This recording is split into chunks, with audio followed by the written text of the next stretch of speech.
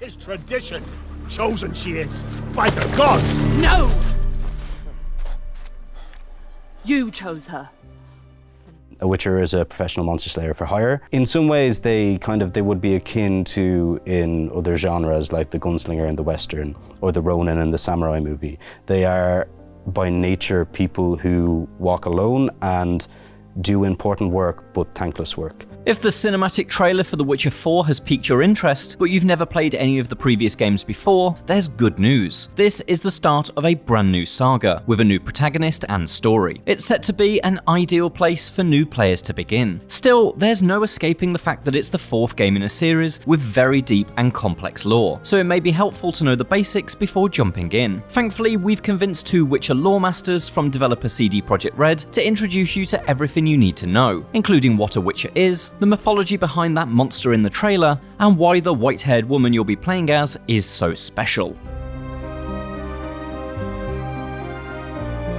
The Witcher is obviously a low dark fantasy series set in a world that, after a cosmic event known as the Conjunction of the Spheres, is populated with all kinds of different monsters. As a result of this, the monsters in this world are sort of a regular threat to people, they would be somewhat akin to natural disasters or anything like that. They are things that people are intimately familiar with, but not necessarily things that people would see on a day-to-day basis. Witchers usually don't have this kind of moral dilemma. Are the orcs good or bad, or should I kill goblin family? Witchers are killing monsters, the creatures who prey on the humans and on other intelligent races. The Witcher is also sort of encompasses a number of archetypes. So the first one would probably be the Witcher as a professional. They do kill monsters, that is what they do. They roam from town to town through the wilderness, taking contracts on monsters, and they do this for money. That is their job and they're very good at it. There is a griffin in the area. Slay it. Then I shall see what I can do. In order to perform their job effectively, all Witchers as young boys undergo the trial of the grasses, which is sort of this very dangerous process. Only 3 or 4 in every 10 boys will survive the initial trial. All of these different mutagenic elixirs are intravenously pumped into their body, and as a result of this, they become faster and stronger than a regular human. They also are either resistant or immune to all known diseases and poisons, but there is a very high price to pay for this, which brings us to the last thing of what a Witcher is, which is sort of an outsider, an outcast. They are often seen as little better than the monsters they kill. I'll not drink with weaver-lost freaks.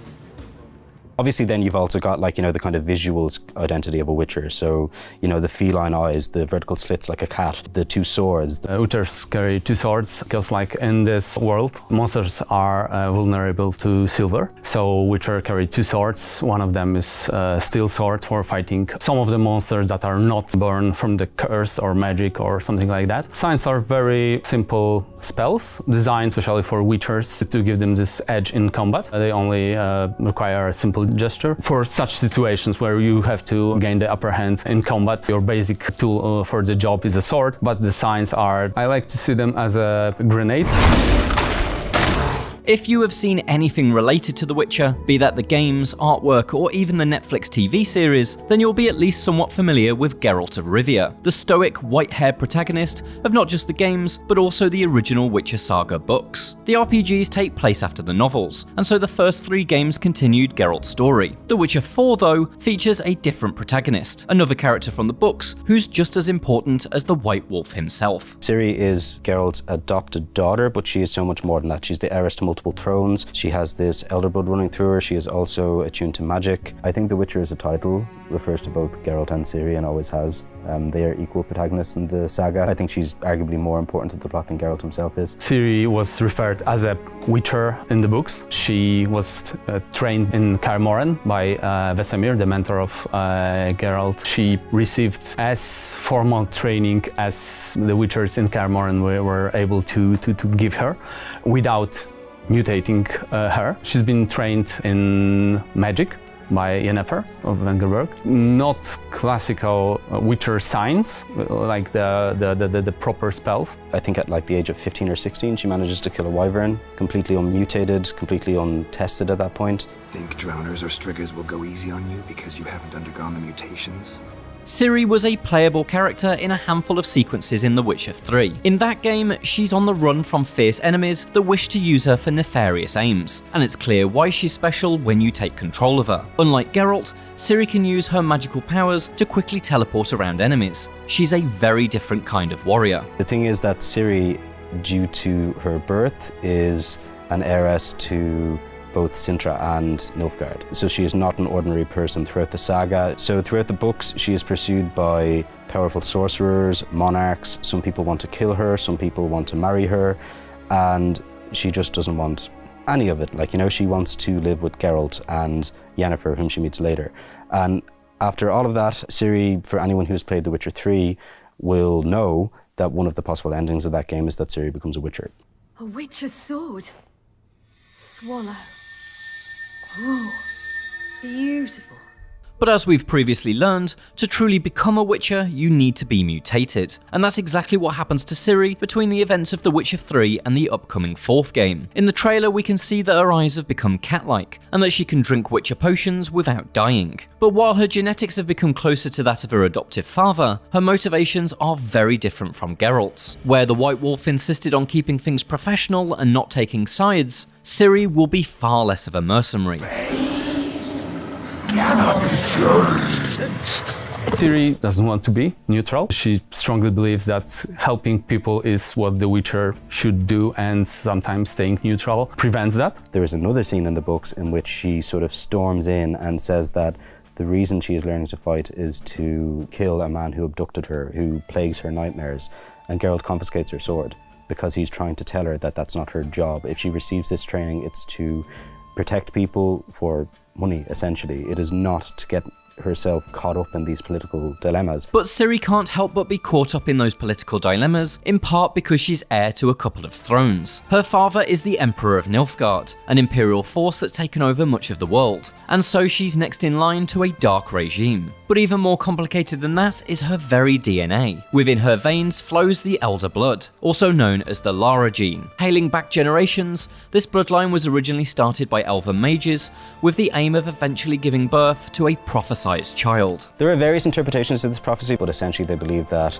Ciri's child will either be the savior of the world or the avenger who destroys it. While in Witcher 3 we see that the Elder Blood affords her certain abilities. She's known as the Lady of Space and Time. In the books we see her, she is able to travel between dimensions thanks to this Elder Blood, but the main reason that people pursue her as a result of this is because of that prophecy. Welcome, child of the Elder Blood. The pursuit of Ciri was a major part of The Witcher 3's story, but by its conclusion, many of her problems, even ones stretching back to the original books, have been addressed in one way or another. The Witcher 4 then is freer to tell a story on Ciri's own terms. That brings us to the trailer, in which a now fully mutated Ciri battles a hideous creature.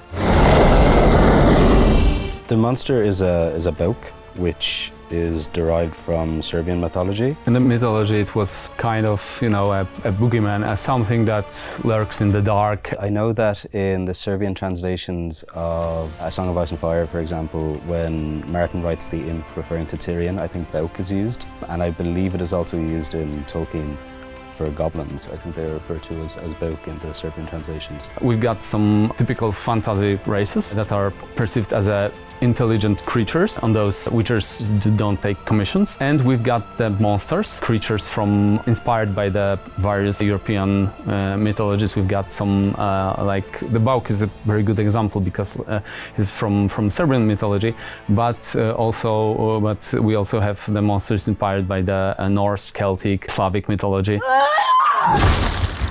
At the end of the trailer, we discover that killing the Bauk may not have been the noble deed that Ciri intended. The villagers were trying to sacrifice a young woman to the monster in payment to their gods, and Ciri's actions disrupted that ritual, and so the villagers killed the girl to make good on their traditions. In the end, Ciri saved no one. Dour scenarios like this are commonplace through all of the Witcher books. I think the short stories are very important to The Witcher because a lot of them are centered around themes that recur. For example, A Grain of Truth, the story in which Geralt lifts the curse from Nivellen, a man who's been cursed, who lives in a manor. This tells us that, there is a grain of truth in every fairy tale, which becomes a motif throughout The Witcher. A grain of truth is largely a subversion of Beauty and the Beast.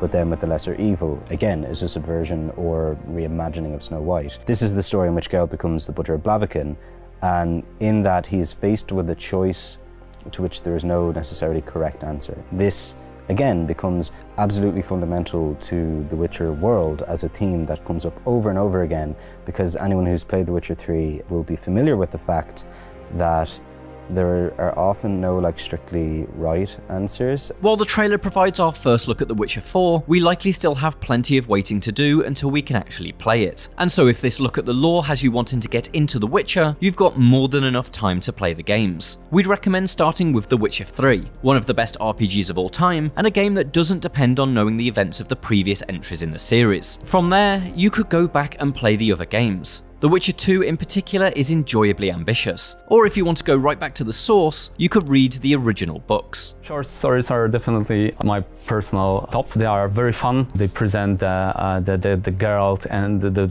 in the best way what the Witcher job is. The saga is probably very important to understand Ciri's character, because she first appears in the short stories, but her character is equal protagonist in a saga. It should be noted that CD Projekt Red is developing The Witcher 4 with new as well as old players in mind, and so reading the books won't be necessary. Ciri's new adventure is the start of a brand new saga, but as exciting as it is for Ciri to be The Witcher's new protagonist, no doubt long-term fans will want to know what has become of the series' original hero. Will Geralt be part of The Witcher 4? Don't do this to me.